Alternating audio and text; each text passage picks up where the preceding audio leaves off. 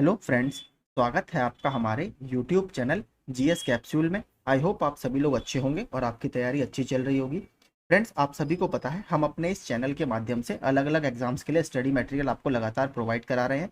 तो मेरे पास जो एक एसएससी की बुक थी उसमें से मैं आपको कंप्यूटर के प्रीवियस ईयर के क्वेश्चंस करा रहा हूँ। हम ऑलरेडी 100 क्वेश्चन पहले पार्ट में देख चुके हैं, 103 क्वेश्चन। अब हम इसमें से 104 से आगे के हमारे जितने भी प्रश्न हैं, लगभग हम इसमें 225 से ज़्यादा प्रश्न केवल इस वीडियो में देखने वाले हैं। तो हमारे लिए काफी है अच्छा, आपकी तैयारी को करेगा। ठीक है, तो चलिए शुरू करते हैं। इससे पहले अगर आप चैनल पर नए हैं तो प्लीज हमारा चैनल रेगुलर स्टडी मटेरियल के लिए आप सब्सक्राइब कर सकते हैं। चलिए शुरू करते हैं। पहला, जावास्क्रिप्ट प्रोग्रामिंग भाषा किस वर्ष प्रचलन या अस्तित्व में आई? तो ये 1995 में अस्तित्व में आई थी। आर्टिफिशियल इंटेलिजेंस के लिए प्रोग्रामिंग भाषा LISP को किसने विकसित किया? तो LISP के देखिए फुल फॉर्म क्या है। LIS होता है लिस्ट और P होता है प्रोसेसिंग, तो लिस्ट प्रोसेसिंग इसका पूरा नाम है। इसको जॉन मैकॉर्थी द्वारा विकसित किया गया है। अगला, निम्न में से कौन सा विकल्प अलग है? तो लाइनक्स, विंडोज और विंडोज 7 ये आपके ऑपरेटिंग सिस्टम है, जबकि C++ आपकी प्रोग्रामिंग भाषा है। तो यही आपका एक ऑड विकल्प है या अलग विकल्प है। निम्नलिखित में कौन सी एक सर्वर साइड स्क्रिप्टिंग लैंग्वेज है? तो सर्वर साइड स्क्रिप्टिंग लैंग्वेज है आपकी PHP। ठीक है, ये एक सर्वर साइड स्क्रिप्टिंग लैंग्वेज है। पाइथन क्या है? तो पाइथन एक हाई लेवल लैंग्वेज है। HLL इसको बोला जाता है, हाई लेवल लैंग्वेज। कंप्यूटिंग के क्षेत्र में VRML का क्या अर्थ होता है? तो इसका अर्थ होता है वर्चुअल रियलिटी मार्कअप लैंग्वेज। ठीक है, virtual reality markup language, option D. Database से जानकारी को पुनः प्राप्त और कभी कभी डेटाबेस में सुधार करने के लिए किस भाषा का प्रयोग किया जाता है? तो इसके लिए SQL टाइप की एक लैंग्वेज आती है या क्वेरी लैंग्वेज इन्हें बोला जाता है। स्ट्रक्चर्ड क्वेरी लैंग्वेज ज्यादातर इसमें यूज होती है। निम्न में से कौन सी कंप्यूटर की भाषा नहीं है? तो आपका पास्कल है। फोर्ट्रॉन की फुल फॉर्म क्या है? Formula translation. और SQL हमने ऊपर ही अभी बात करी है, स्ट्रक्चर्ड क्वेरी लैंग्वेज। तो DTH जो है ये एक आपका सैटेलाइट कम्युनिकेशन टेक्निक है, जिससे आपके घरों में टीवी वगैरह में चैनल्स वगैरह आते हैं। तो इसमें सी ही आपका सही आंसर होगा। कंप्यूटर का वह प्रोग्राम जो असेंबली भाषा को मशीनी भाषा में रूपांतरित करता है, तो क्या कहलाता है? ये आपका असेंबलर कहलाता है, क्योंकि कंप्यूटर केवल आपका 0 और 1 की फॉर्म में ही इंस्ट्रक्शंस को समझ पाता है। जेम्स ए गॉसलिंग द्वारा किस प्रोग्रामिंग लैंग्वेज को विकसित किया गया है? तो इनके द्वारा जावा को विकसित किया गया है। अगला, स्विफ्ट प्रोग्रामिंग भाषा को किस कंपनी ने विकसित किया है? तो स्विफ्ट प्रोग्रामिंग भाषा एप्पल की द्वारा डेवलप की गई एक प्रोग्रामिंग लैंग्वेज है। जावास्क्रिप्ट प्रोग्रामिंग लैंग्वेज का आविष्कार किसने किया था? तो इसको ब्रेंडन इच ने डेवलप किया है। एक डेटाबेस से डेटा प्राप्त करने के लिए निम्नलिखित में से किस लैंग्वेज का उपयोग किया जाता है? तो SQL यानी स्ट्रक्चर्ड क्वेरी लैंग्वेज। कंप्यूटर विज्ञान में आमतौर पर इस्तेमाल किया जाने वाला संक्षिप्त नाम SQL क्या है? तो क्या है? स्ट्रक्चर्ड क्वेरी भाषा या structured query language. Hack programming भाषा को किस कंपनी ने विकसित किया था? तो ये फेसबुक के द्वारा डेवलप की गई एक प्रोग्रामिंग लैंग्वेज है। प्रथम प्रोग्रामिंग भाषा कौन सी थी? तो ये थी आपकी फोर्ट्रॉन यानी फॉर्मूला ट्रांसलेशन, जिसको IBM ने डेवलप किया है। डैश डेटा घटनाओं को डालने, उनका अद्यतन करने या उन्हें डिलीट करने में जैसे कार्य करता है, तो कौन करता है? आपका data manipulation language. C programming language को किसने विकसित किया था? तो ये प्रश्न बहुत रिपीटेड है, इसको याद कर लीजिए, डेनिस रिची ने। वह कंप्यूटर भाषा जो संचरित दस्तावेजों की प्रस्तुति को व्यक्त करती है, जैसे CSS, क्या कहलाती है? तो इसको बोला जाता है स्टाइल शीट लैंग्वेज। डैश जानकारी के लिए खोज और प्राप्त जानकारी की कंप्यूटिंग करने की सुविधा देता है, तो कौन देता है? आपका क्वेरी लैंग्वेज। तो देखिए, क्वेरी लैंग्वेज से बहुत लगातार प्रश्न बनते हैं। कंप्यूटर के ही कार्यों जैसे अन्य प्रोग्रामों को शुरू करना को नियंत्रित करने के लिए इस्तेमाल की जाने वाली एक भाषा कौन सी है? तो यह है कमांड लैंग्वेज। एक औपचारिक भाषा जिसकी जानकारी या ज्ञान को व्यक्त करने के लिए इस्तेमाल किया जाता है और जिसे अक्सर कंप्यूटर प्रणाली के डिजाइन में इस्तेमाल किया जाता है, वह कौन सी लैंग्वेज है? वो है आपकी मॉडलिंग लैंग्वेज। डैश डेटा प्रकार और उसके बीच के रिश्तों को परिभाषित करता है, तो क्या करता है? Data definition language. डैश एक ऑब्जेक्ट मॉडल लैंग्वेज माना गया स्टैंडर्ड है, तो क्या है? आपका OQL यानी ऑब्जेक्टिव क्वेरी लैंग्वेज। एक कंप्यूटर के सेंट्रल प्रोसेसिंग यूनिट द्वारा सीधे संचालित किए जाने वाले निर्देशों का एक सेट है, तो क्या है? आपका मशीन लैंग्वेज। डेटाबेस से जानकारी को पुनः प्राप्त और कभी कभी डेटाबेस में सुधार करने के लिए किस भाषा का उपयोग किया जाता है? तो हमने बात करी थी ऊपर क्वेरी लैंग्वेज, तो 2 से 3 बार देखिए ये एसक्यूएल या स्ट्रक्चर्ड क्वेरी लैंग्वेज के प्रश्न बन चुके हैं। अगला, जावा को किस कंपनी ने विकसित किया? तो जावा को सन माइक्रो सिस्टम्स द्वारा विकसित किया गया था। ठीक है, यहां पर आप पढ़ सकते हैं 1995 में Sun microsystems. Automatically programmable tool यानी एपीटी का विकास किसने किया है? तो उसका विकास डगलस सी रॉस द्वारा किया गया है। और देखिए बड़ी बड़ी जो इंडस्ट्रीज होती हैं, अगर किसी ने काम किया हो तो वहां पर सीएनसी मशीन होती है, कंप्यूटर न्यूमेरिकल कंट्रोल, तो उसके लिए बेसिकली इस लैंग्वेज का बहुत ज्यादा यूज किया जाता है कि टूल कैसे कैसे मूव करे और कैसे वो शीट्स वगैरह को या अपना ऑपरेशन परफॉर्म करे। अगला, अनुदेशों का एक परिमित सेट होता है जिसका अनुसरण करने पर किसी विशेष कार्य या टास्क को पूरा किया जाता है, तो क्या होता है? एल्गोरिथम। दिए गए नियमों का परंपरा के दिए गए एक सेट के अनुसार एक प्रोग्रामर द्वारा लिखे गए निर्देशों की श्रृंखला को क्या कहते हैं? तो इसे सिंटैक्स बोला जाता है। अब देखते हैं data representation and number system. Digital computer के संदर्भ में निम्न में से कौन से अंकों के युग्म को बाइनरी कोड के रूप में जाना जाता है? तो बाइनरी कोड में आपके 0 और 1 आते हैं, इसका बेस आपका 2 होता है। कंप्यूटर की कोडिंग में 2 की घात का प्रयोग किस प्रणाली में किया जाता है? तो मैंने अभी आपको बताया, बाइनरी प्रणाली में। निम्नलिखित में से कौन सा एक कथन सही है? तो एक प्राइमरी की कैंडिडेट की भी है, प्रत्येक रिलेशन की कम से कम एक फॉरेन की होती है, फॉरेन की का शून्य मूल्य नहीं हो सकता, प्राइमरी की अल्टरनेट की भी है। तो इसमें सही आपसे पूछा है, तो देखिए जो स्टेटमेंट एक है आपका, एक प्राइमरी की को कैंडिडेट की भी कहते हैं। षोडश आधार यानी हेक्साडेसिमल संख्या पद्धति का आधार क्या होता है? तो नाम से ही आपको दिख रहा होगा 16। निम्नलिखित में से कौन सी एक बाइनरी संख्या है? तो बाइनरी संख्या में 2 ही नंबर आते हैं, 0 और 1, तो किसमें है? ऑप्शन ए में। अगला, निम्नलिखित में से कौन सा एक लॉजिक गेट नहीं है? तो एंड है आपका, नैंड भी है और भी गेट है। तो इसके अलावा नैंड होता है, नॉर गेट होते हैं, कई सारे गेट्स आपके होते हैं, तो आपके सारे ये लॉजिक गेट्स हैं। अष्टक अंक प्रणाली का आधार क्या है? तो उसका आधार है आपका 8। दशमलव संख्या 101 को द्विपद में परिवर्तित करें तो इसको 2 से डिवाइड करना होता है, फिर हमें इसको उल्टा लिखना होता है और फिर ब्रैकेट के बाद आप 2 लगा सकते हैं। देखिए आप पहले 2 से डिवाइड करेंगे, फिर नीचे से ऊपर की तरफ इसे लिखा जाता है, जैसे 11000101। तो आप देखेंगे 11000101 इसका सही आंसर होगा ऑप्शन ए। दशमलव संख्या 106 को इसको भी आप इसी तरीके से लिखेंगे, ये आपका आंसर आएगा। अगला देखते हैं सॉफ्टवेयर। कंप्यूटर को चालू करने और सिस्टम को पावर अप करने की प्रक्रिया है, तो इसको बोला जाता है बूटिंग। ये प्रश्न भी बहुत ज्यादा रिपीटेड है, कई बार आ चुका है। अगला, कोरल ड्रॉ किसका उदाहरण है? तो ये एक डेस्कटॉप पब्लिशिंग सॉफ्टवेयर का उदाहरण है। निम्नलिखित में से कौन सा सिंगल यूजर यानी एकल उपयोगकर्ता ऑपरेटिंग सिस्टम है? तो ये आपका क्या है? एमएस यानी disk operating system, DOS. Windows 10 में ऑपरेटिंग सिस्टम का माइक्रोसॉफ्ट एक्सेल 2016 में नई वर्कशीट सम्मिलित करने के लिए किस कीबोर्ड शॉर्टकट का उपयोग करना चाहिए? तो इसमें शिफ्ट प्लस F11 का प्रयोग हमें करना चाहिए, नई वर्कशीट अगर आपको एंटर करनी है। निम्नलिखित में से कौन एक कंप्यूटर एप्लीकेशन सॉफ्टवेयर है? तो वर्ड प्रोसेसर आपका एक कंप्यूटर एप्लीकेशन सॉफ्टवेयर है। निम्नलिखित में से कौन सा एक कंप्यूटर वायरस है? तो कौन सा कंप्यूटर वायरस है? क्रीपर आपका एक कंप्यूटर वायरस का उदाहरण है। अभी हाल ही में एक और रैंसमवेयर चर्चा में है, कौन सा? अकीरा। निम्न में से कौन सा एक ओपन सोर्स ऑपरेटिंग सिस्टम है? तो क्या है आपका? एंड्रॉइड एक ओपन सोर्स ऑपरेटिंग सिस्टम है। निम्न में से कौन सी प्राकृतिक भाषा और प्रोग्रामिंग भाषा में संयोजन का उपयोग करके कंप्यूटर एल्गोरिदम का वर्णन करने की एक विधि है? तो क्या है आपका? Pseudo code. कंप्यूटर के संदर्भ में उबंटू क्या है? तो उबंटू क्या है? एक कैनोनिकल लिमिटेड द्वारा प्रायोजित एक ओपन सोर्स ऑपरेटिंग सिस्टम है, तो ये भी एक ऑपरेटिंग सिस्टम का उदाहरण है। एक प्रोग्राम या सिस्टम के स्वयं अनुत्तरदायी होने के कारण यदि कोई कंप्यूटर अनुत्तरदायी हो जाता है तथा कोई भी इनपुट ना ले रहा हो तो इस घटना को क्या कह देते हैं? तो कहा जाता है कि कंप्यूटर हमारा हैंग हो गया है, तो हैंगिंग इसे बोला जाता है। निम्नलिखित में से कौन सा एक मुक्त स्रोत या ओपन सोर्स ऑपरेटिंग सिस्टम नहीं है? तो क्या नहीं है? विंडोज कोई ओपन सोर्स ऑपरेटिंग सिस्टम नहीं है, इसका एक सोर्स कोड आता है।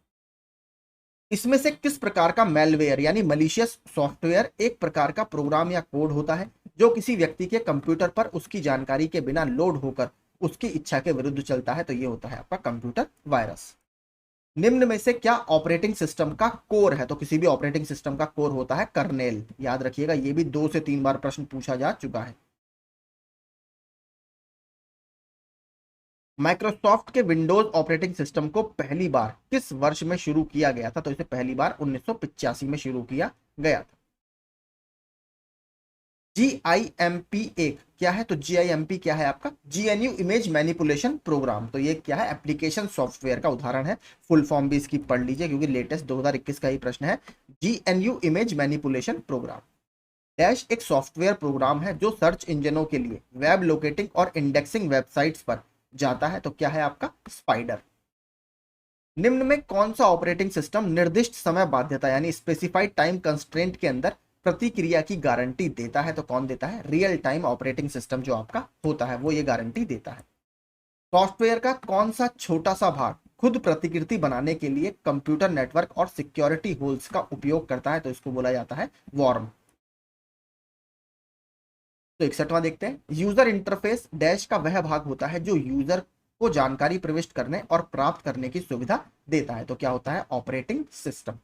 यूजर इंटरफेस आपका ऑपरेटिंग सिस्टम का वो भाग होता है जहां पर आप जानकारी प्रविष्ट करने और उसको प्राप्त करने के लिए आपको एक इंटरफेस मिलेगा।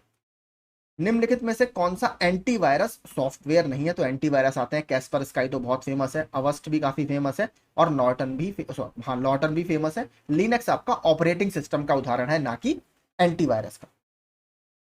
कोडित निर्देशों की सूची को क्या कहा जाता है? तो इसे कंप्यूटर प्रोग्राम कहा जाता है। इसी के लिए आपका प्रोग्रामिंग भाषा का यूज किया जाता है। निम्नलिखित में से कौन सा एक ऑपरेटिंग सिस्टम नहीं है? तो क्या नहीं है? माइक्रोसॉफ्ट ऑफिस आपका एप्लीकेशन सॉफ्टवेयर का उदाहरण है, ना कि ऑपरेटिंग सिस्टम का। कंप्यूटर वायरस द्वारा स्वयं की पुनरावृत्ति के लिए किस युक्ति का प्रयोग किया जाता है? तो इसके लिए स्पॉनिंग एक टेक्निक होती है, स्पॉनिंग का प्रयोग किया जाता है, जो अपनी स्वयं की दोबारा बार बार कॉपीज बनाता रहता है या पुनरावृत्ति करता रहता है। लाइनक्स क्या है? तो लाइनक्स एक ऑपरेटिंग सिस्टम का उदाहरण है। आगे देखते हैं। सिंटेक्स एरर को किसके द्वारा निश्चित किया जाता है? तो सिंटेक्स एरर को कंट्रोल यूनिट के द्वारा निश्चित किया जाता है। तो ये सभी सेंट्रल प्रोसेसिंग यूनिट का भाग होते हैं, सीपीयू का। निम्न त्रुटियों में से किसकी कंपाइलर द्वारा पहचान की जाती है? तो कंपाइलर द्वारा लॉजिकल एरर्स की पहचान की जाती है। निरंतर सक्रिय सिस्टम प्रोग्राम प्रोसेस को क्या कहते हैं? तो इसे बोला जाता है डीमन। आगे चलते हैं। निम्न में से कौन सा कथन BIOS यानी बेसिक इनपुट आउटपुट सिस्टम के संबंध में सही है? यह फर्मवेयर में कंप्यूटर निर्देशों का एक समुच्चय है, ठीक है। यह इनपुट तथा आउटपुट संचालन नियंत्रित करता है, ये भी ठीक है। BIOS का संक्षिप्त रूप क्या है? Basic input output system. तो इसमें सारे आपके सही हैं। कंप्यूटर के ऑन होने पर ऑपरेटिंग सिस्टम को कंप्यूटर की रैंडम एक्सेस मेमोरी में लोड करने और फिर इसे उपयोगकर्ताओं द्वारा एप्लीकेशन रन करने के लिए किए जाने की प्रक्रिया को क्या कहा जाता है? तो इसे बूटिंग कहा जाता है। निम्नलिखित में से कौन सा एक ऑपरेटिंग सिस्टम नहीं है? तो गूगल क्रोम आपका वेब ब्राउजर का उदाहरण है, ना कि ऑपरेटिंग सिस्टम का। बाकी लिनक्स, माइक्रोसॉफ्ट विंडोज और MS DOS यानी डिस्क ऑपरेटिंग सिस्टम, ये सारे ऑपरेटिंग सिस्टम के उदाहरण हैं। निम्नलिखित में से कौन सा एक ऑपरेटिंग सिस्टम नहीं है? तो राउटर आपका कोई ऑपरेटिंग सिस्टम नहीं है। राउटर आपका जो वाईफाई वगैरह घर में आप लगाते हैं तब आपका राउटर लगता है। दिसंबर 2019 में सुर्खियों में रहने वाला स्ट्रैंड हॉग क्या है? तो उस समय चर्चा में रहा होगा। तो ये एंड्रॉयड ऑपरेटिंग सिस्टम का मालवेयर है, यानी एक तरह का वायरस है। डैश सॉफ्टवेयर एप्लीकेशन का अवैध उत्पादन और वितरण है, तो क्या है? पायरेसी। निम्नलिखित में से कौन सा एक ऑपरेटिंग सिस्टम नहीं है? तो यूनिक्स है, MS DOS है, उबंटू है। तो MS एक्सेल आपका एप्लीकेशन सॉफ्टवेयर का उदाहरण है, ना कि ऑपरेटिंग सिस्टम का। निम्नलिखित में से किस प्रोग्राम सॉफ्टवेयर का प्रयोग वर्ड डॉक्यूमेंट बनाने में नहीं करते? तो किसका नहीं करते? एडोब एक्रोबैट रीडर का प्रयोग हम PDF वगैरह को पढ़ने में करते हैं। PDF की फुल फॉर्म क्या है? Portable document format. अगला, निम्नलिखित में से प्रचालन प्रणाली कौन सी है? तो कौन सी है? लिनक्स आपका एक ऑपरेटिंग सिस्टम का उदाहरण है। बाकी सारे आपके क्या है? ये वेब ब्राउजर्स हैं। कंप्यूटर पर MP4 फाइलें प्रदर्शित करने के लिए, जो कि एक वीडियो फाइल होती है, इसमें से किस सॉफ्टवेयर का प्रयोग किया जाता है? तो विंडोज मीडिया प्लेयर। इसके अलावा VLC मीडिया प्लेयर भी आपके लैपटॉप्स में देखा होगा आपने। किसी प्रोग्राम को बनाते समय निर्देशों का समूह जो एक कंप्यूटर द्वारा निष्पादित होता है क्या कहलाता है? इसे कोड बोला जाता है। तो कोडिंग वगैरह आपने सुनी होगी। BIOS क्या है? गैर परिवर्तनीय फर्मवेयर और परिवर्तनीय फर्मवेयर, मदरबोर्ड पर एक छोटी सी मेमोरी चिप पर सॉफ्टवेयर का संग्रहण। तो देखिए परिवर्तनीय नहीं है, पहला और तीसरा इसमें सही होगा।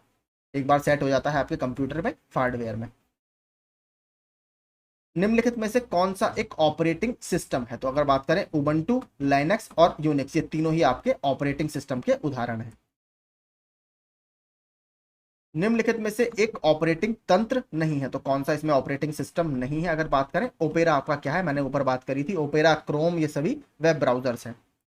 निम्नलिखित में से कौन सा एक ऑपरेटिंग सिस्टम नहीं है? तो क्या नहीं है? HTML। HTML देखिए वेब पेजेस वगैरह को डिजाइन करने में यूज की जाती है। इसकी फुल फॉर्म क्या होती है? Hyper text markup language. Unix operating system को वर्ष 1970 के दशक में इसके द्वारा विकसित किया गया था। किनके द्वारा? बेल लैब्स के द्वारा। लिनक्स ऑपरेटिंग सिस्टम का शुभांकर क्या है? तो ये भी कई बार प्रश्न पूछा जा चुका है, तो पेंगुइन इसका शुभांकर है। दोषपूर्ण दूषित सॉफ्टवेयर कोई भी ऐसा प्रोग्राम या फाइल होता है जो कंप्यूटर उपयोगकर्ता के लिए हानिकारक होता है। निम्न में से कौन सा एक दूषित या दोषपूर्ण सॉफ्टवेयर है? तो इसे क्या बोला जाता है? मालवेयर या मैलिशियस सॉफ्टवेयर। जो वर्तमान में अकीरा, जिसका कंप्यूटर इमरजेंसी रेस्पॉन्स टीम ने अभी चेतावनी जारी की है, वो यही है। दिए गए विकल्पों में से मालवेयर एक दोषपूर्ण सॉफ्टवेयर है। कंप्यूटर और इंटरनेट के संदर्भ में कौन सा वायरस डिस्क की फाइल सिस्टम में बदलाव कर देता है? तो कौन सा वायरस करता है फाइल सिस्टम में बदलाव? जो क्लस्टर वायरस होता है। अब देखते हैं डेटा कम्युनिकेशन। कंप्यूटर को वायर्ड नेटवर्क से जोड़ने के लिए निम्न में से किस पोर्ट का उपयोग किया जाता है? तो इसके लिए ईथरनेट पोर्ट का उपयोग किया जाता है। आप पढ़ भी सकते हैं, लैपटॉप के साइड वगैरह में लिखा भी रहता है। एक लोकल एरिया नेटवर्क के टोपोलॉजी को क्या कहा जाता है? जिसमें हब या स्विच की तरह सभी नोड्स केंद्रीय कनेक्शन बिंदु से अलग अलग जुड़े रहते हैं, तो ये टोपोलॉजी का एग्जाम्पल है। इसे बोला जाता है स्टार टोपोलॉजी। फायरवॉल कंप्यूटर के संदर्भ में, इसके संबंध में निम्नलिखित में से कौन सा कथन सही है? तो देखिए सही नहीं है। इसमें यह वैध संचार के पारगमन की अनुमति नहीं देता, ऐसा कुछ नहीं है। जो लीगल है उसके पारगमन की अनुमति ये देता है, तो ये स्टेटमेंट आपका इसमें गलत है। बाकी सारे फायरवॉल के संबंध में स्टेटमेंट सही। इंटरनेट के संदर्भ में मैन का पूर्ण रूप क्या है? तो मैन, लैन, वैन, मैन, ये तीन होते हैं। तो लैन होता है लोकल एरिया नेटवर्क, मैन होता है मेट्रोपॉलिटन एरिया नेटवर्क और वैन होता है wide area network. IP address में कितने बिट्स होते हैं? तो देखिए दो तरह के आईपी एड्रेस बहुत चलन में है। एक होता है IPv4, उसमें 32 बिट्स होते हैं। एक होता है IPv6, उसमें 128 बिट्स होते हैं। तो याद रखिएगा नॉर्मल में आपके 32 बिट्स। एक आईपी एड्रेस को इंटरनेट प्रोटोकॉल के डिजाइनरों के एक बिट संख्या के रूप में परिभाषित किया गया है। एक 32 बिट संख्या के रूप में परिभाषित किया गया है, हमने ऊपर देख ही लिया 32, 32। अगला देखते हैं। अनधिकृत उपयोग से नेटवर्क की रक्षा करने के लिए डैश इंटरनेट प्रोटोकॉल को अवरुद्ध करता है, तो क्या करता है? फायरवॉल। हमने फायरवॉल के बारे में लेफ्ट में आप 191वां प्रश्न देख सकते हैं, उसमें 3 इंपॉर्टेंट पॉइंट्स हमने देखे थे। अगला देखते हैं 196वां। निम्नलिखित में से कौन सा एप्लीकेशन प्रोटोकॉल है? तो कौन सा एप्लीकेशन प्रोटोकॉल है? HTTP। इसका फुल फॉर्म भी बहुत पूछा जाता है, हाइपर टेक्स्ट ट्रांसफर प्रोटोकॉल। ठीक है, हाइपर टेक्स्ट ट्रांसफर प्रोटोकॉल, इसको याद रखिएगा। स्रोत स्थल से गंतव्य तक पैकेटों को स्थानांतरित करने के मार्ग का निर्णय करने के लिए किस कलन विधि का प्रयोग किया जाता है? तो इसमें मार्ग निर्देश, ऑप्शन ए, इसका विधि का प्रयोग किया जाता है। अगला HTTPS व्यंजक जो कि सामान्यतः वेब पतों यानी वेब एड्रेसेस में पाया जाता है, उसमें P का उपयोग किस शब्द के लिए किया जाता है? तो क्या है? Hyper text transfer protocol. P मतलब प्रोटोकॉल, ऑप्शन। और S का मतलब क्या होता है? एक बार ये भी पूछा जा चुका है, S मतलब होता है सिक्योर। निम्नलिखित में से कौन सा विकल्प कंप्यूटिंग के संदर्भ में सर्वोत्तम ढंग से फायरवॉल को परिभाषित करता है? तो फायरवॉल को परिभाषित सबसे अच्छा तरीके से कौन करता है? यह नियमों के सेट के आधार पर नेटवर्क ट्रांसमिशन को अनुमति देने या अस्वीकार करने के लिए सॉफ्टवेयर और हार्डवेयर दोनों डिवाइसों का एक संयोजन है। ये हमने ऊपर भी देखा था कि ये हार्डवेयर और सॉफ्टवेयर डिवाइस दोनों का एक कॉम्बिनेशन होता है। आगे देखते हैं, डायल अप नेटवर्किंग क्या है? तो आपने देखा होगा लैपटॉप वगैरह में जब आप करते हैं डायल अप कनेक्शन वगैरह, तो ये एक संपर्क विधि है। ठीक है, ऑप्शन सी। 201 देखते हैं, कंप्यूटर नेटवर्क प्रणाली में संक्षिप्त रूप LAN में अक्षर L इसमें से किसके लिए प्रयुक्त किया जाता है? तो लोकल एरिया नेटवर्क। मैंने आपको तीनों की फुल फॉर्म ऑलरेडी बता दी है। तो L मतलब लोकल। कंप्यूटर के अंदर डाला गया बोर्ड जो नेटवर्क को एक बाह्य संयोजन प्रदान करता है क्या कहलाता है, तो इसको क्या बोला जाता है, एनआईसी यानी नेटवर्क इंटरफेस कार्ड। ये भी याद रखिए, एक नया हमें देखने के लिए मिला है प्रश्न। कंप्यूटर के अंदर डाला गया बोर्ड जो नेटवर्क को एक बाह्य संयोजन प्रदान करता है, इसको क्या कहा जाता है, नेटवर्क इंटरफेस कार्ड। अगला, किस संचार के प्रकार में डेटा का संचरण एक समय में दोनों दिशाओं में संभव होता है, तो किसमें, पूर्ण ड्यूप्लेक्स में। ठीक है, कंप्लीट ड्यूप्लेक्स में आपको ये देखने के लिए मिलेगा। तीनों को आप पढ़ सकते हैं, सिंप्लेक्स, हाफ ड्यूप्लेक्स और फुल ड्यूप्लेक्स। निम्नलिखित में से किसका प्रयोग ऑप्टिकल फाइबर में डेटा भेजने के लिए किया जाता है, तो किसका करते हैं हम, लाइट का इसमें प्रयोग करते हैं। तो ऑप्टिकल फाइबर किसके सिद्धांत पर कार्य करता है, TIR यानी टोटल इंटरनल रिफ्लेक्शन, पूर्ण आंतरिक परावर्तन पर यह कार्य करता है, इसको याद रखिएगा। आगे चलते हैं। सर्वर वे कंप्यूटर हैं जो संसाधन उपलब्ध कराते हैं, जो किससे जुड़े होते हैं, जो किससे जुड़े होते हैं, नेटवर्क से जुड़े होते हैं। 206, एक तरीका है जिसे ब्राउजर से सेव करने पर अपनी मनपसंद वेबसाइट तक पहुंचा जा सकता है, तो क्या होता है, सिंपल बुकमार्क। आप लोग बनाते ही होंगे, कुछ इंपॉर्टेंट वेबसाइट्स का सभी लोग बनाते हैं। कंप्यूटर तथा कंप्यूटर नेटवर्क आपस में संचार करने के लिए किसका प्रयोग करके सूचना का आदान प्रदान करते हैं, तो किसका, TCP ट्रांसमिशन कंट्रोल प्रोटोकॉल। इसकी फुल फॉर्म भी याद रखिएगा, ये भी पूछता रहता है। ठीक है, TCP। आगे देखते हैं। निम्नलिखित में से किसमें डेटा स्ट्रक्चर एक महत्वपूर्ण भूमिका निभाते हैं, तो डेटा स्ट्रक्चर प्रोग्राम डिजाइन करने में एक महत्वपूर्ण भूमिका निभाते हैं। एक उपकरण जिसका उपयोग दो अलग अलग ईथरनेट नेटवर्क को जोड़कर एक विस्तृत ईथरनेट बनाने में किया जाता है, निम्न विकल्पों में से कौन सा है, तो यह है आपका ब्रिज, ऑप्शन ए, ब्रिज। अगला देखते हैं। डैश दो पक्षों के बीच संप्रेषण करने का एक ऐसा समझौता है जो यह बताता है कि संप्रेषण कैसे किया जाए, तो कौन बताता है, आपका प्रोटोकॉल। प्रकाशिक ऑप्टिकल फाइबर में सिग्नल कैसे प्रेषित होता है, तो कैसे प्रवेशित होता है, आपका संपूर्ण आंतरिक परावर्तन के कारण। ये बहुत इंपॉर्टेंट है, ये भी कई बार आपका पूछा जा चुका है, ये तो PCS वगैरह में भी आता रहता है। नेटवर्क के अंदर बहुत से कंप्यूटरों द्वारा भेजे गए भारी मात्रा में डेटा के अत्यधिक भर जाने पर नेटवर्क डेटा नहीं दे पाता, उसे क्या कहते हैं, उसे बोला जाता है कंजेशन। जैसे ट्रैफिक कंजेशन आपने सुना होगा कि बहुत ज्यादा ट्रैफिक सड़क पर बढ़ गया, इसी तरह से नेटवर्क वाले क्षेत्र में डेटा अगर बहुत ज्यादा ओवर हो जाए या एक्सेस हो जाए तो वो इस तरीके की परेशानी से जूझता है। आगे चलते हैं। सूचना प्रौद्योगिकी नेटवर्किंग में निम्नलिखित युक्तियों की सूची में कौन सी युक्ति का प्रयोग भौतिक परत यानी फिजिकल लेयर में होता है, तो किसका होता है, रिपीटर का। ठीक है, इंफॉर्मेशन टेक्नोलॉजी की बात यहां पर हो रही है। अगला देखते हैं। सूचना के रूप में दूर संवेदी डेटा दर्शाने के लिए सामान्य फॉर्म किस रूप में है, तो किस रूप में होती है, विषयक मानचित्र के रूप में। तो इसमें देखिए काफी नए प्रश्न आपको देखने के लिए मिलेंगे। नेटवर्क में संक्षिप्त संदेश जो एक स्टेशन से दूसरे स्टेशन को जाता है क्या कहलाता है, उसे टोकन बोला जाता है।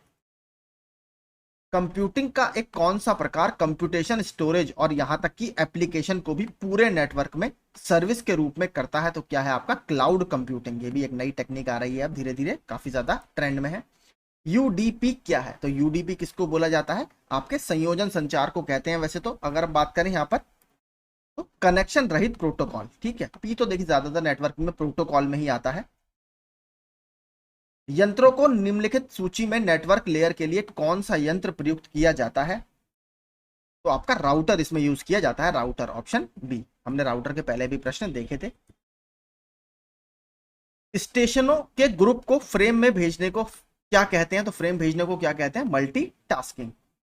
डैश एक ऐसा कंप्यूटर उपकरण या राउटर है जो व्यस्त तथा न्यस्त तथा अन्यस्त सिस्टम के बीच में होता है, तो कौन सा आपका, फायरवॉल।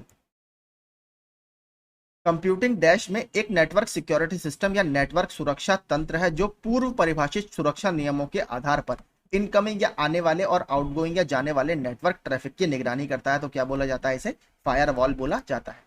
वह टेलीकम्युनिकेशन नेटवर्क या कंप्यूटर नेटवर्क जो एक बड़े भौगोलिक दूरी तक फैला हुआ है क्या कहलाता है, इसको वाइड एरिया नेटवर्क, WAN। छोटे एरिया में क्या होता है, लोकल एरिया नेटवर्क, और मिड एरिया में या बीच के एरिया में मेट्रोपॉलिटन एरिया नेटवर्क, MAN। अगला, एक आईपी एड्रेस में कितने बिट्स होते हैं, ये बहुत इंपॉर्टेंट है। एक आईपी एड्रेस में 32 बिट्स होते हैं, इसको तो आप रट लीजिए बिल्कुल, ये प्रश्न कभी भी आपसे पूछ लेगा। आईपी एड्रेस के आपके दो संस्करण है, कौन कौन से? एक तो होता है IPv4 जिसमें 32 बिट्स होते हैं, और IPv6 जिसमें 128 बिट्स होते हैं। अब आपसे देखिए ये भी पूछ सकता है कि IPv4 वाले टाइप में कितने बिट्स होते हैं, तो 32 बिट्स, और IPv6 वाले में कितने होते हैं, 128 बिट्स। तो हमें दोनों याद रखने हैं। एक कंप्यूटर प्रणाली में डेटा के एक एप्लीकेशन से दूसरे एप्लीकेशन में हस्तांतरण या ट्रांसफर को किस रूप में जाना जाता है, तो इसको बोला जाता है आपका DDE, यानी डायनामिक डेटा एक्सचेंज। ठीक है, डायनेमिक डेटा एक्सचेंज। अब बात करते हैं इंटरनेट की। इंटरनेट भी आपके सिलेबस में बाकायदा मेंशन है पूरा। एक प्रकार की ऐसी धोखाधड़ी है जहां अधिकृत बैंकिंग लेन देन के दौरान डेबिट कार्ड या क्रेडिट कार्ड की जानकारी चुराने के लिए एक छोटे इलेक्ट्रॉनिक डिवाइस का इस्तेमाल किया जाता है, तो उसके स्किमिंग बोला जाता है। ठीक है, स्किमिंग। फिशिंग में तो आपको कॉल वगैरह आते हैं, आपने सुना होगा, जो फर्जी कॉल वगैरह करते हैं, बैंक से कॉल आया है सर ये नंबर बता दीजिए, वो फिशिंग बोला जाता है। आगे चलते हैं।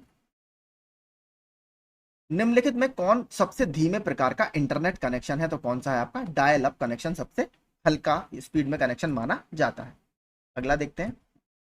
अपने सभी पसंदीदा फेवरेट वेबसाइटों को देखे बिना उनके अपडेट चेक करने हेतु क्या एक आसान तरीका है आपका RSS, जिसको क्या बोलते हैं, रियली सिंपल सिंडिकेशन। ठीक है, really simple syndication full form भी याद रखिएगा, 2021 का ही प्रश्न है। चैड हर्ले और स्टीव चैन कंप्यूटर नवप्रवर्तक या इनोवेटर्स हैं, जिन्होंने किसके सह संस्थापक होने का श्रेय दिया जाता है, तो इन्हें यूट्यूब के सह संस्थापक होने का श्रेय दिया जाता है, चैड हर्ले और स्टीव चैन।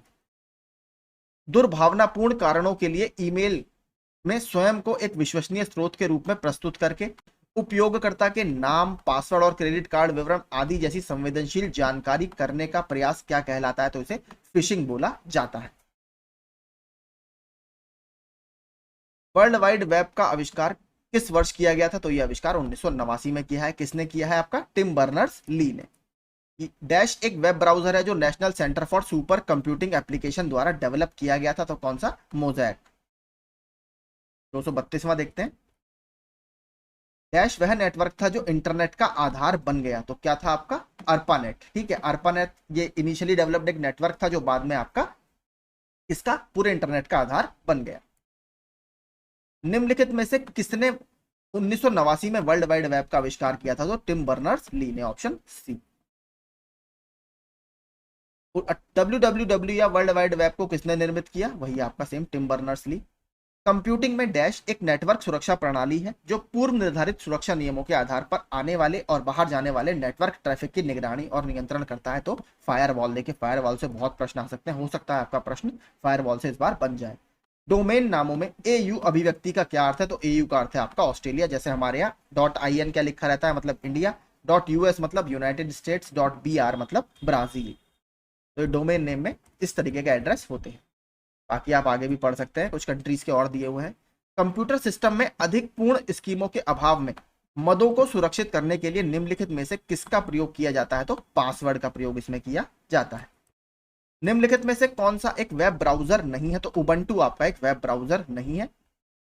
ठीक है, उबंटू क्या है आपका? एक ऑपरेटिंग सिस्टम है, हमने पहले भी देखा था।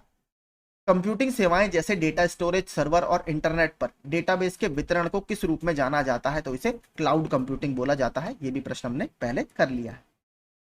निम्न में से किसका उपयोग करके वेब पेजेस का निर्माण किया जाता है, तो HTML भाषा आपकी क्या है? Hyper text markup language. इसका उपयोग करके वेब पेजेस आपके बनाए जाते हैं।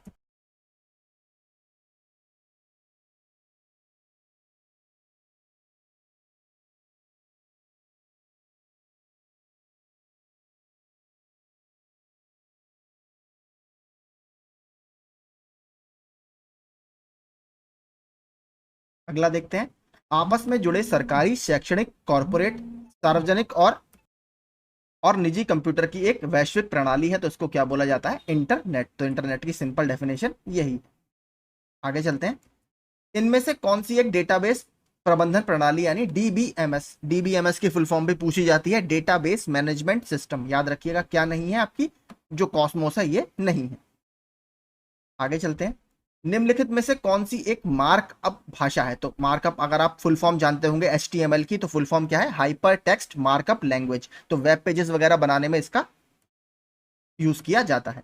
लाइन बदलने या लाइन ब्रेक के लिए इनमें से किस HTML टैग का उपयोग किया जाता है, तो आपका इस तरह की ब्रैकेट में BR लिखा जाता है। ये आपका उसमें भी पूछा गया था RRB में, रेलवे में जब मैं रेलवे के क्वेश्चन अभी आपको कराऊंगा उसमें भी आपको मिलेगा, तो हो सकता है पूछ ले, इंपॉर्टेंट प्रश्न है। ये सब रहने दीजिए, देखिए कुछ इस तरीके के प्रश्न तो आपसे, अरे हाँ ये थोड़ा सा इंपॉर्टेंट है, 247, ये इंपॉर्टेंट है। किसी भी HTML प्रलेख में पहला टैग क्या होना चाहिए, तो पहला टैग आपका इस तरीके के ब्रैकेट में आपका क्या होना चाहिए, HTML। इसके अलावा किसी HTML टैग का उपयोग टेक्स्ट को बोल्ड करने के लिए किया जाता है, तो क्या होगा आपका इस तरीके का ये वाला बी। हमने ये तो पढ़ लिया था, वो वाला कौन सा था, ब्रेक के लिए, लाइन ब्रेक करने के लिए ऑप्शन सी का प्रयोग किया जाता है, बोल्ड के लिए आपका ऑप्शन बी आएगा। कौन सा कैरेक्टर ब्राउजर को टेक्स्ट HTML में टैग से रोकने की सूचना देता है, तो कौन सा देता है आपका स्लैश। इंटरनेट पर एक कंप्यूटर जो कि HTTP प्रोटोकॉल का उपयोग करता है, यानी हाइपर टेक्स्ट ट्रांसफर प्रोटोकॉल का उपयोग करता है, किस रूप में जाना जाता है, तो ये वेब सर्वर के रूप में जाना जाता है। अगला, वह व्यक्ति जो अनधिकृत उपयोग के लिए कंप्यूटर सिस्टम में संग्रहित जानकारी पाने के लिए सेंध या ब्रेक्स लगाता है, उसे क्या कहते हैं, तो उसे हैकर बोला जाता है, ऑप्शन सी, जो आपके कंप्यूटर को हैक करता है। निम्नलिखित में से कौन एक ब्राउजर नहीं है, तो कौन नहीं है, गूगल मेल जो या जीमेल आपका कोई ब्राउजर नहीं है। किस टैग युग्म का कोड ब्राउजर द्वारा प्रदर्शित नहीं किया जाता, तो हेड ऑप्शन सी वाला, ये कोई ब्राउजर के द्वारा प्रदर्शित नहीं किया जाता। इस तरीके के प्रश्न आप इग्नोर भी कर सकते हैं, ऐसे प्रश्न अभी तक यूपी SSC में नहीं पूछे गए। निम्नलिखित में कौन सा ब्राउजर कौन सा है, तो इसमें ब्राउजर कौन सा है आपका, सफारी जो है ये आपका ब्राउजर है। मैक OS, लाइनक्स और विंडोज ये सभी ऑपरेटिंग सिस्टम के उदाहरण है। कंप्यूटर भाषा में URL में R से क्या तात्पर्य है, तो URL की फुल फॉर्म क्या होती है, यूनिफॉर्म रिसोर्स लोकेटर, तो R क्या है, resource, option A, uniform resource locator, याद रखिएगा पूछता रहता है। यहां पर आप पढ़ भी सकते हैं पूरा। एक डॉक्यूमेंट की एक तरीके की व्याख्या करने के लिए व्याकरण जो वाक्य रचना के कारण टेक्स्ट से अलग पहचाना जाता है, जैसे HTML है, तो HTML क्या है आपका, मार्कअप लैंग्वेज।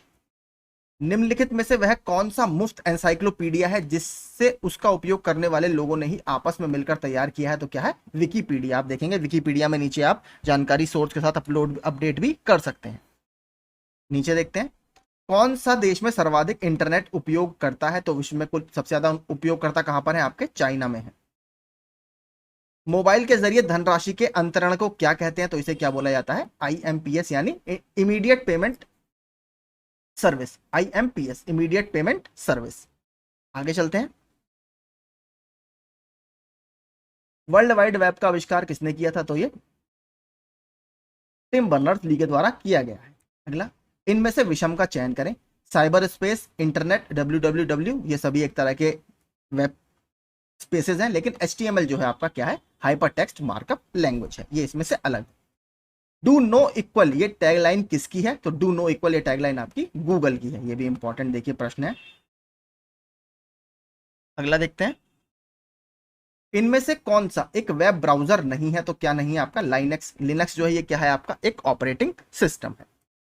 हाइपर टेक्स्ट का किसके द्वारा आविष्कार किया गया था, तो इसका आविष्कार टेड नेल्सन के द्वारा किया गया था।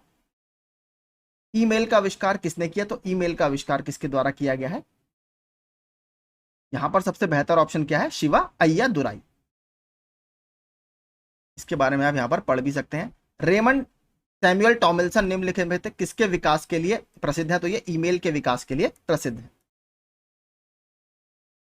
OSI नेटवर्किंग मॉडल में कितनी परतें होती हैं, तो OSI मतलब क्या हुआ आपका, ओपन सिस्टम्स इंटरकनेक्शन मॉडल इसको बोला जाता है। इसमें टोटल कितनी लेयर्स होती हैं, टोटल आपकी इसमें 7 लेयर्स होती हैं। अगला, एक उपकरण जिसका उपयोग दो अलग अलग ईथरनेट नेटवर्क को जोड़कर एक विस्तृत ईथरनेट बनाने में किया जाता है, निम्नलिखित विकल्पों में से कौन है, तो इसमें कौन है, ब्रिज। ये हमने पहले भी देखा था, ये प्रश्न ब्रिज वाला पहले भी आया है। नीचे आप देख सकते हैं, ब्रिज ईथरनेट बनाने हेतु, मॉडेम फोन एवं कंप्यूटर को जोड़ने हेतु, राउटर आगत एवं निर्गत प्रक्रिया को संपन्न करता है, रिपीटर बिना बांध के लंबी दूरी के संकेत प्राप्त करने हेतु इसका उपयोग किया जाता है। कौन ऑपरेटिंग सिस्टम नहीं है, तो देखिए जो सफारी है ये आपका क्या है, एक वेब ब्राउजर है, ना कि ऑपरेटिंग सिस्टम। इंटरनेट प्रोटोकॉल या IP के 2 संस्करण जो उपयोग में लाए जा रहे हैं, हमने ऊपर देखा था IPv4 और IPv6। एक कितने बिट्स का था, एक 32 बिट्स का है, और एक कितने बिट्स का है, 128 बिट्स का है, याद रखिएगा, दोनों मैंने आपको पीछे ही करा दिए थे। तो अगर वीडियो आपको पसंद आ रहा हो तो प्लीज चैनल को सब्सक्राइब और लाइक जरूर कीजिएगा। आगे चलते हैं,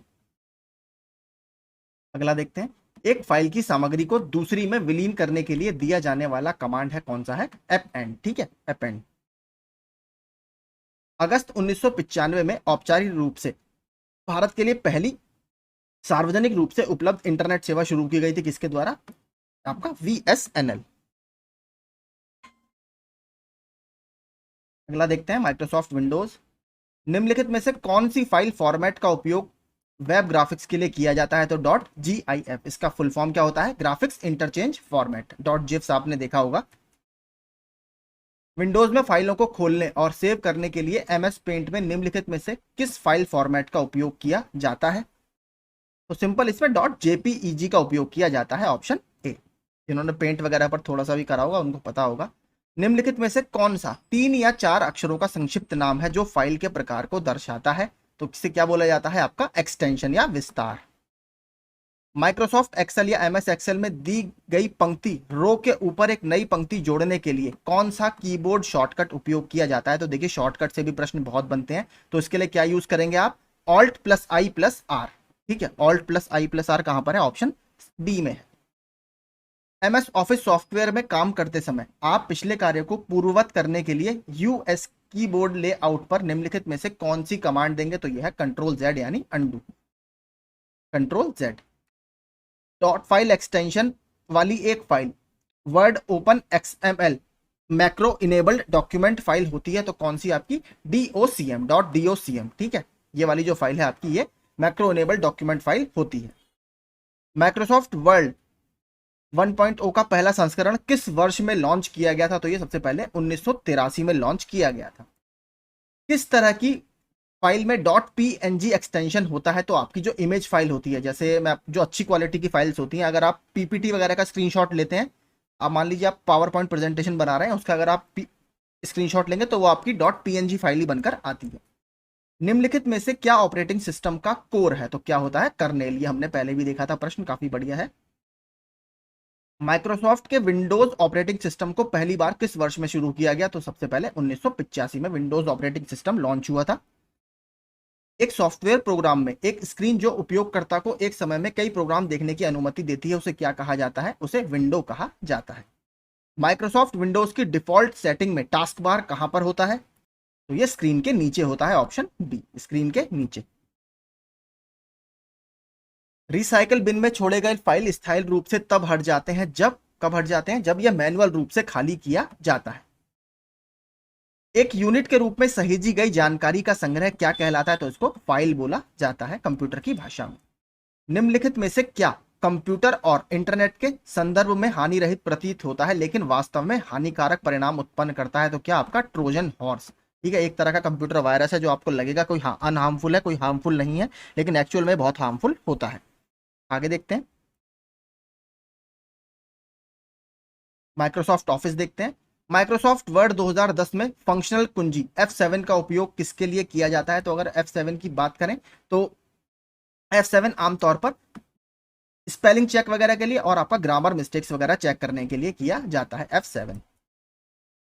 यहां पर आप नीचे देख सकते हैं कुछ और शॉर्टकट्स वगैरह भी दिए हैं। माइक्रोसॉफ्ट ऑफिस में कौन सी फंक्शन की प्रिंट प्रीव्यू विंडो प्रदर्शित करती है? तो क्या प्रदर्शित करता है? Ctrl+F2। और Shift+F2 से क्या होता है? टेक्स्ट को कॉपी करता है। वर्ड डॉक्यूमेंट के संदर्भ में गटर शब्द किसके लिए? ये भी देखिए, ये भी रेलवे में परीक्षा में पूछा जा चुका है। गटर किसके लिए यूज होता है? तो गटर बेसिकली आपका जो पेज के दोनों तरफ या एक तरफ आप स्पेशली बोलिए, जो बाइंडिंग वगैरह के लिए बचा हुआ स्थान होता है उसे गटर बोलते हैं, क्योंकि अगर आप वहां पर भी लिख देंगे तो बाइंडिंग के समय वो वहां पर छुप जाएगा। तो सिलाई और बाइंडिंग के लिए एक तरफ बचा हुआ स्थान इसे गटर बोला जाता है। अगला देखते हैं, माइक्रोसॉफ्ट वर्ड 2019 में कार्य करते समय टेक्स्ट को केंद्र में संरेखित करने के लिए निम्नलिखित में से किस शॉर्टकट का उपयोग किया जाता है? तो केंद्र में आपका Ctrl+E। ठीक है, Ctrl+E। अगला देखते हैं, ब्राउजर पर एक नया टैब खोलने के लिए निम्न में से किसका उपयोग किया जाता है? Ctrl+T का। बाकी सारे शॉर्टकट भी आप नीचे जरूर पढ़ लीजिएगा एक बार रिवीजन के लिए, इनका स्क्रीनशॉट ले लीजिएगा। माइक्रोसॉफ्ट एक्सेल को क्या कहा जाता है? इसको स्प्रेडशीट भी कहा जाता है। निम्नलिखित में से कौन सा जोड़ा सही ढंग से सुमेलित नहीं है? तो कौन सा? Ctrl+ के चयनित काटना, तो देखिए इसका उपयोग नहीं किया जाता। अगर कंट्रोल के का उपयोग करते हैं आप तो वेब पेज में आप हाइपरलिंक को संशोधित कर सकते हैं, इसके लिए इसका उपयोग किया जाता है। यहां पर आप पढ़ भी सकते हैं, वेब पेज में हाइपरलिंक को संशोधित करने के लिए इसमें आप ऐड कर सकते हैं, एडिट और मॉडिफाई कर सकते हैं। निम्नलिखित में से वर्ड प्रोसेसर में करेक्टर फॉर्मेटिंग के लिए क्या शामिल है? तो करेक्टर फॉर्मेटिंग के लिए उभार आपका शामिल है। प्रिंटिंग से पहले पेज का पूर्वावलोकन या प्रीव्यू करने के लिए किस शॉर्टकट कुंजी का उपयोग किया जाता है? तो हमने देख लिया control plus F2, option B. अगला देखते हैं, माइक्रोसॉफ्ट वर्ड में होम की का उपयोग करने से प्रोसेसर कर्सर को कहां पहुंचा देता है? तो ये लाइन के प्रारंभ में पहुंचा देता है। टेक्स्ट एडिटर में एक लंबवत टिमटिमाटी ब्लिंकिंग रेखा है जो उस जगह को इंगित करती है जहां टाइप की गई कोई टेक्स्ट दिखाई देगी, तो इसे क्या बोला जाता है? कर्सर। बाकी देखिए सारे शॉर्टकट वगैरह दिए हुए हैं, मैं हल्के हल्के कर देता हूं, आप इनका स्क्रीनशॉट लेकर इन्हें पढ़ सकते हैं। पूरा इस पेज में ये काफी अच्छे शॉर्टकट्स वगैरह इन्होंने दिए हुए हैं, ठीक है। यहाँ नीचे भी देखिए पूरा यही है, तो इनको आप पूरा स्क्रीनशॉट लेकर पढ़ सकते हैं, ठीक है। अगला प्रश्न हम यहाँ से देखते हैं, 299वां प्रश्न है, निम्नलिखित में से वर्ड प्रोसेसर में पैराग्राफ फॉर्मेटिंग में क्या शामिल है? तो पंक्ति अंतराल इस पैराग्राफ फॉर्मेटिंग में शामिल है। वर्ड प्रोसेसर में आमतौर पर उपयोग में लाए जाने वाले कमांड और टूल्स तक पहुंच आसान बनाने के लिए किस बार का उपयोग किया जाता है? तो इसमें टूल बार का उपयोग किया जाता है, ठीक है। तो हमारे लगभग हमने इसमें अभी तक 200 प्रश्न देख लिए हैं इस वीडियो में। अगर वीडियो पसंद आ रहा हो तो प्लीज लाइक जरूर कीजिएगा। माइक्रोसॉफ्ट वर्ड में एंड की का उपयोग करने से प्रोसेसर कर्सर को किसके अंत में ले जाता है? तो ये लाइन के अंत में ले जाता है, एंड की का अगर आप यूज करते हैं। वह डॉक्यूमेंट जिसमें गणितीय सूत्रों को लागू करने की सुविधा के साथ पंक्तियों, रो और स्तंभों यानी कॉलम्स में व्यवस्थित डेटा और जानकारी शामिल होती है, क्या कहलाता है? तो इसे बोला जाता है स्प्रेडशीट, ठीक है, जिसको आप MS एक्सेल के नाम से भी जानते हैं आम बोलचाल की भाषा में। आगे देखते हैं, निम्नलिखित में से किस प्रक्रिया के लिए MS ऑफिस यानी कंट्रोल प्लस जेड कमांड दिया जाएगा? तो कंट्रोल प्लस जेड का मतलब क्या होता है? अंडू, यानी किसी किए हुए कार्य को वापस उसी कार्य में जो आपने पहले किया है वहां तक पहुंच जाना, अंडू उसको बोला जाता है, यानी वापस वहीं पर आ जाना। बाकी शॉर्टकट्स देखिए और यहाँ पर आपको दिए हुए हैं।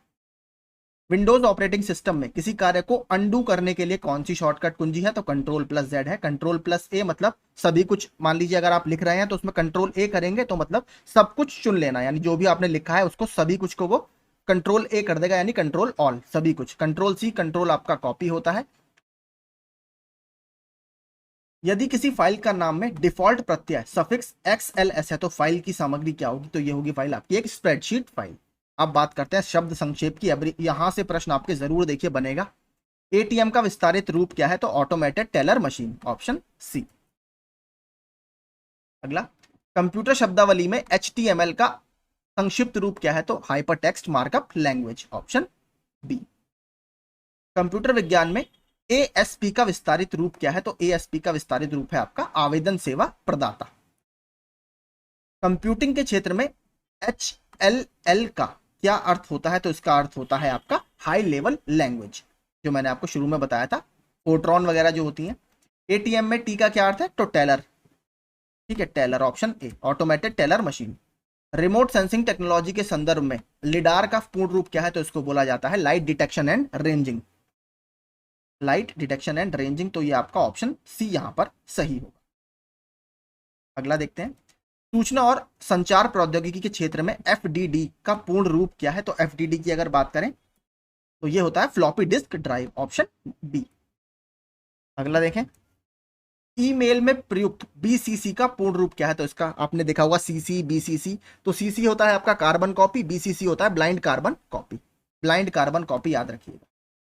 कंप्यूटर शब्दावली में MAN का संक्षिप्त रूप क्या है? तो metropolitan area network, LAN local area network, WAN wide area network.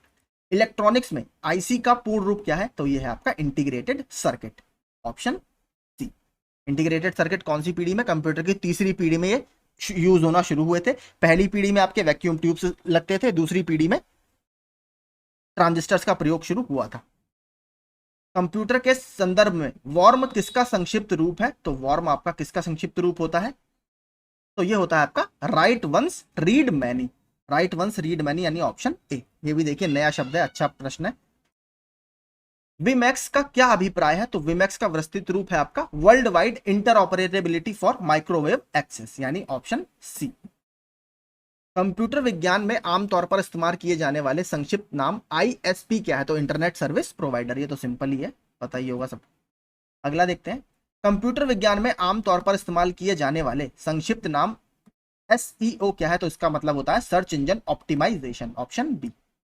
Computer विज्ञान में एसएमटीपी का विस्तारित रूप क्या है? तो एसएमटीपी क्या होता है आपका? ये होता है आपका सिस्टम मेल ट्रांसफर प्रोटोकॉल, तो एक तरह के प्रोटोकॉल का ही रूप है, सिस्टम मेल ट्रांसफर प्रोटोकॉल, याद रखिएगा, ऑप्शन बी। अगला देखते हैं, कंप्यूटर विज्ञान के क्षेत्र में वीओआईपी का विस्तारित रूप क्या है? तो वीओआईपी क्या होता है? Voice over internet protocol, option B. Computer में एएलयू का विस्तारित रूप क्या है? तो एएलयू क्या हुआ? Arithmetic logic unit, option C. Internet में टीसीपी का पूरा नाम क्या है? तो टीसीपी क्या हुआ? Transmission control protocol. ठीक है, देखिए सारे लगभग शॉर्ट फॉर्म हम इस वीडियो में कवर कर रहे हैं, इसीलिए मैंने आपको ये कराया है, क्योंकि ये बहुत आपके एग्जाम के लिए काफी इंपॉर्टेंट है सारे। कंप्यूटर विज्ञान में एचटीटीपी का विस्तारित रूप क्या है? तो hyper text transfer protocol, option B. अगला, डीएनएस एक नेटवर्किंग शब्द है जिसका संदर्भ में यूज होता है किसके में? Domain name system, option A, domain name system. आगे चलते हैं, कंप्यूटर विज्ञान में HTML का विस्तारित रूप क्या है? तो hypertext markup language, option A. PDF का पूर्ण रूप क्या है? Portable document format, option D यहां पर सही होगा। कंप्यूटर विज्ञान में रोम का विस्तारित रूप क्या है? तो यह है read only memory, option C. और रैम का क्या होता है? Random access memory. XHTML का पूर्ण रूप क्या है? तो XHTML का पूर्ण रूप है एक्सटेंसिबल हाइपरटेक्स्ट मार्कअप लैंग्वेज। ये देखिए एक नया थोड़ा सा मिला, आपसे सीधे भी पूछ सकता है कि XHTML में X क्या होता है? तो X होता है एक्सटेंसिबल। बाकी नीचे आप देखिए और भी बहुत सारे हैं, ये भी आप अपने स्क्रीनशॉट लेकर पढ़ सकते हैं। HTTPS किससे संबंधित है? तो यह है hyper text transfer protocol secure, hyper text transfer protocol secure, option B यहां पर सही होगा। तो यही देखिए हमारे आज के सारे प्रश्न थे। कल हमने 103 तक किए थे, आज हमने 330 तक प्रश्न किए हैं। ये नंबरिंग इसमें गलत है, आप ऊपर देख सकते हैं, यहाँ पर आपका 220 पहले 300 चल रहा था, 330 करीब यहाँ पर है। तो लगभग हमने सारे प्रश्न इसमें कवर किए हैं। टोटल 330 प्रश्न मैंने आपको इसमें कराए हैं और हमने लगभग 250 से ज्यादा प्रश्न पहले पार्ट में कर लिए हैं। तो अब 600 के आसपास प्रश्न मैं आपको रेलवे वाले भी कराऊंगा। तो अगर आपको वीडियोस पसंद आए हो तो प्लीज पहले वाले 2 वीडियोस में आपका रेस्पॉन्स काफी अच्छा रहा, आशा करता हूं आप इसमें भी उतना ही अच्छा रेस्पॉन्स मुझे देंगे। थैंक यू सो मच, मेरी तरफ से आपको आपके एग्जाम के लिए ऑल द वेरी बेस्ट।